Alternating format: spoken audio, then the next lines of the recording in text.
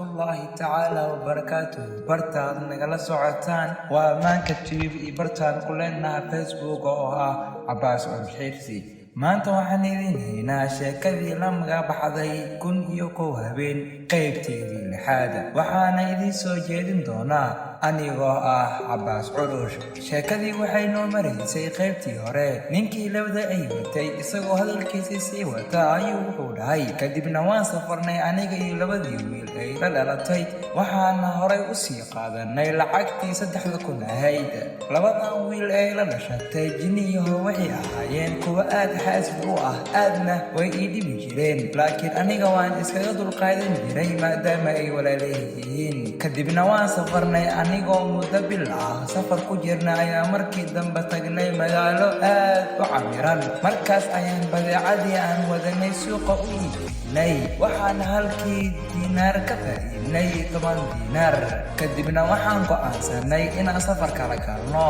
maalinkii aan safarkii geli lahayn maalintii ka horeysay, anigoo keligii xeebta maraya ayaa waxaan xeebta ku arkay gabar jaariyad ah oo aad u qurux badan. markaas ayay igu tiri intay isoo dhowaatay, walaalo waxaan kaa codsanayaa inaad i guursato oo aad balakaaga ii wado. waxaan ku haybeynayaa naftayda ee macruufkaan ii samee, waxaa laga yaabaa inaad abaalkaaga maalin uu ku gudo. markaan hadalkeeda maqlay aad ayaan ula yaabay, qalbigaygana wuu jilcay anigoo ka naxay in gabadh keligeed meeshaan cidlada ah joogto iyo duruufta iyo ku jirto. markaas ayaan waday, waxaana u soo iibiyey dhar aad u qurux badan, anigoo sidoo kalena markabkii safarka meel qurux badan ugu hibiyey, waana guursaday. kadibna safarkii ayaan galnay, laakiin gabadhii waxay ahayd gabadh aad u furfuran, dabeecad wanaagsan. markaas ayaan aad u sii jeclaaday oo qalbigayga dhan iyadaa ka buuxsantay.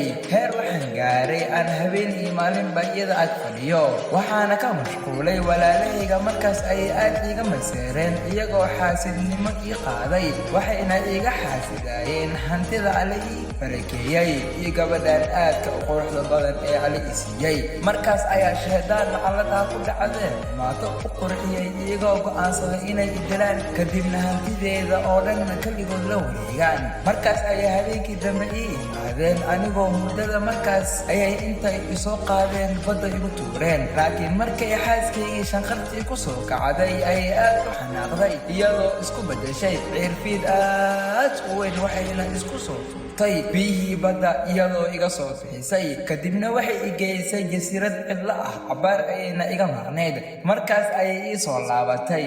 markay ii imaatay ayaan weydiiyey, adiga yaad ahayd, seena wax u jiraan? markaas ayay iigu tiri, aniga waxaan ahay xaaskaaga, halkaana aniga ayaan ku keenay oo badda kaa soo saaray, waxaana kugu tuuray walaalahaaga. idin alle ayaadna ku soo badbaaday. waxaad se ogaataa inaan aniga ahay gabar jin ah. markii ugu horeysay ee aan ku arkay ayaan ku jeclaaday, waxaana kugu jeclaaday iimaankaaga iyo dabeecadaada. waxaana ahay gabar mu'minad ah oo allah iyo rasuulkiisa salawaatullaahi calayhi rumaysan, laakiin hadda aad ayaan u xanaaqsanahay. xanaaqaygana ma degayo anigoon oo dilin kuwii badda kugu tuuray.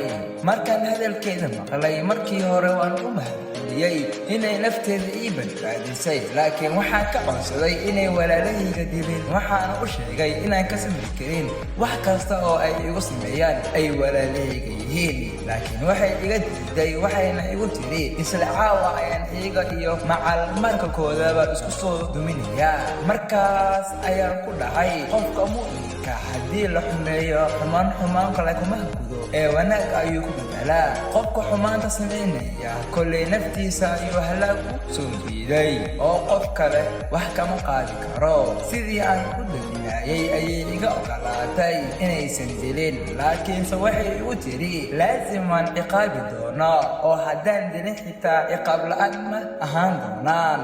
markii aan magaaladii u noqday oo aan dukaankaygii furay ayaa waxaan arkay labadan eey oo meesha joogta. waana weydiiyey, waxayna igu tiri waa walaalahaaga, tanna waa ciqaabtooda, oo walaasheeda ayaan sidan ku sixirtay, waxayna saan ahaan doonaan muddo 10 sano الفيديو waxaa dhacday in ay soo dhamaatay muddadii 10 sano ahayd anigoo u soo socda naagteedii walaasheeda ee walaalahayga sixirtay si ay sixirka ugu soo furto maadaama ay muddadii u dhamaatay ayaa waxaan arkay ninkan meesha fadhiyo iyo odagan beerada wata markaas ayay ii sheegeen sidee wax u dhaceen aan halkan ayaan fadhiistay si aad u ogaado dhamaadka sheekadan ee jiniyahow haddii ay ku cajib gelisay sheekadani na dhex martay aniga iyo labadan ee walaalahayga ah ninkan dhiigiisa 3 meelood meel ii hibay markaas ayuu jinnigii la hadlay labadii oo ku yidhi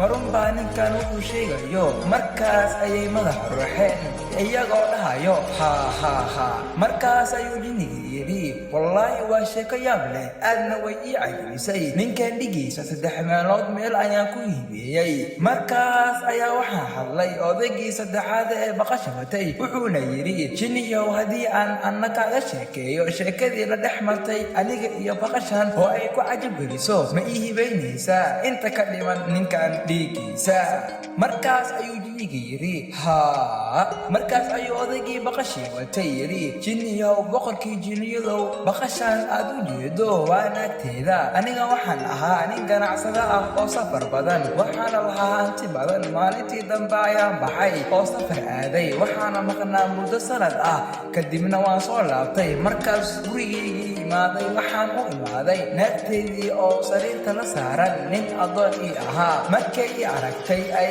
intay hadal aan fahmin ku hadashay biyo meesha yaalay way igu soo fardhisay waxayna igu tidhi ka bax muuqan ee ay noqo isla markiiba waxaan isku bedelay oon yeeshay muuqaal kadib gurigii ay iga soo leerisay waan iska soo baxay aniga oo isku malaynayo in aan qarwaayo sidii aan u soo socday waxaa u imid nin kanwaala ah markii uu arkay ninkii kanwaalaha ahaa wuxuu ii siiyey xoola hilib ah iyo lafa ah wuxuuna ii waday gurigiisa markii aan guriga galay waxaa ii aragtay gabadh uu kanwaalaha dhalay waxayna ahayd gabadh sixirka wax ka taqaano waxayna dareentay in aan sixiranahay iyadana oo ku tiri aabaheed aabo waxaa ii hortaagan ma ahan waa nin maskiin ah oo naagtiisa sixirtay waxaana awoodaa in aan sidiisii caadiga ahayd ku soo celiyo oo aan sixirka ku furo markaas ayuu kanwaalihii ku yidhi gabadhaydii waan ku ducaynayaa ninkan ka fur sixirka markaas ayay meel yar biyo ka soo shugtay oo wax ku aqrisay kadibna igu fardhisay waxaan ku soo noqday suuraddii uu alle igu abuuray aniga oo isla markiiba gabadhii ka codsaday in ay iga caawiso sidaan ugu aarsan lahaa naagtii sixirtay waxa ayna isiisay weel biyo ay ku jiraan oo ay wax ku soo aqrisay iyadoo igu tiri markii ugu horeysay oo aad naagtaada aragto biyahan ku fardhi waxaana ku dhahdaa inta aad niyeysato adigoo wax magaca ku dhawaaqaya waxaas iyo waxaas ku badal anigana waan soo baxay oo sidii ayaan sameeyey waxaana ku yidhi baqal isku bedel sidaas ayayna baqal ku noqotay waana midaan ku soo fiirinaysa markaas ayuu ceefiidkii baqashii ii fiiriyey waxa uuna ku yidhi masax baa waxa uu ninkaaga sheegayo markaas ayay madaxa ugu ishaartay markaas ayuu intii jinnigii gelgelay seeftiisii yidhi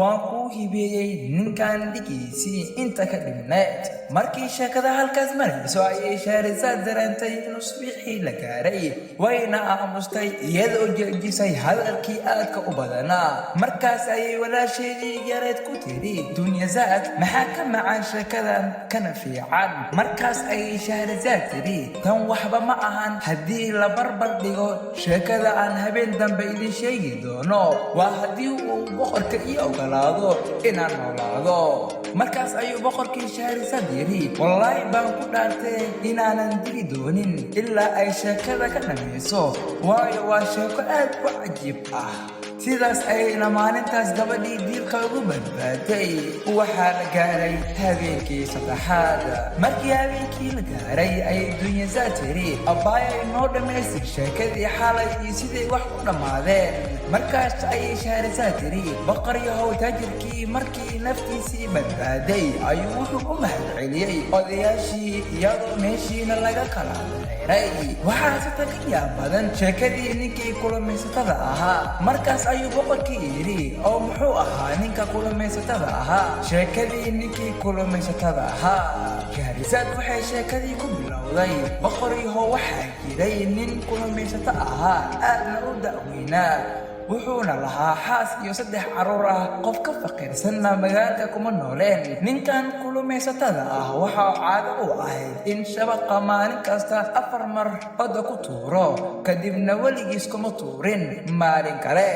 maalintii dambe ayuu soo baxay wuxuuna imaaday baddii iyadoo xili duura tahay. markaas ayuu shabaqiisii badda ku tuuray ilaa shabaqii moolka badda ka gaaro. kaas ayuu isdhahay fiiri waxa markuu soo qabtay. markuu soo jiiday ayuu dareemay inuu culays yahay. markaas ayuu soo qabtay isdhahay, laakiin aad ayuu u cuslaa wuuna awoodi waayay inuu soo qabto maadaama oday waayeel iska ahaa. sidaas darteed ayuu hurigii u saarnaa xeebta geeyey isagoona shabaqii jiiday. siduu u soo jiidayay markuu soo bixiyey ayuu wuxuu arkay in wax culays ah shabaqiisii qabtay. maanta dhanna ku rafaadayay jiiditaankiisii inuu yahay dameer baktiyey. markuu odaygii arkay aad ayuu u murugooday asigoo yidhi laa xawla walaa quwata ilaa billah. halista risaaqa waa mid cajiib ah. kadibna mar kale ayuu haddana ku noqday oo uu shabaqiisii tuuray markii labaad isagoo yidhi bismillaah. cabaar markuu joogay ayuu haddana dareemay in shabaqii wax ku soo dhaceen. wuuna soo qabtay, laakiin waxay noqdeen jawaan ay ka buuxaan dhoobo iyo dhagaxaan. markii uu odaygii arkay ayuu mar kale aad u murugooday, wuxuuna meeshii ka tiriyey gabay uu micnihiisu yahay hurkii waayahow bas haddaan bas iga dhahaynina iga cafi. nasiib uma leeyiye isii mana samayn karee bas. waxaan u soo baxay risaaqayga waxaanse helay isagoo meyd ah. allah wuxuu jaahil badan noqdaa, caalim badanna qarsoon yahay. markaas ayuu mar saddexaad baddii ku laabtay oo uu shabaqii badda ku tuuray. markuu dareemay inuu culays yahay ayuu soo qabtay, balse nasiib xumo wuxuu soo qabtay qashin iyo dhoobooyin. odaygii masaakiinka ahaa aad ayuu u soo fuuday. mar afraad ayuuna badda ku laabtay, laakiin markii gacmaha ayuu kor u taagay isagoo alla baryaya wuxuuna yidhi ilaahayow waad og tahay inaanan 4 mar ka badan shabaqaan badda ku tuurin. 3 mar waxaan tuuray waxaana ii hartay 1 mar oo keliya. ilaahayow wax khayr qaba iigu soo rida. wuxuuna yidhi bismillaah isagoo shabaqiisii badda ku tuuray. halkaas ha inoo joogto qaybtii 6 sheekadii la magac baxday kun iyo koow habeen. fadlan si aad ula socoto qaybta 7. fadlan si aad ula socoto qaybta xigta ha ka ilan youtube-keena subscribe gabalkana furato suu dhaqsi ugu soo gaaro. hal ilaawin inaad booqato barta aan ku leenahay facebook oo ah Cabbaas Xirsi aana like soo saarto. mahadsanideen.